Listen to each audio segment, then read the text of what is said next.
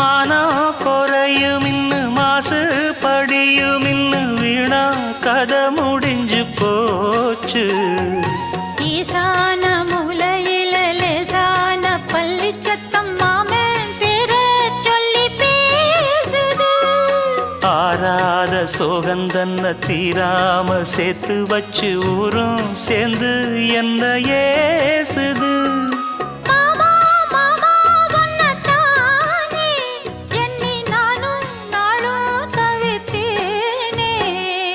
கூண்டுக்குள்ள என்ன வச்சு கூடி நின்ன ஊற விட்டு கூண்டுக்குள்ள போனதென்ன கோலக்கிளியே.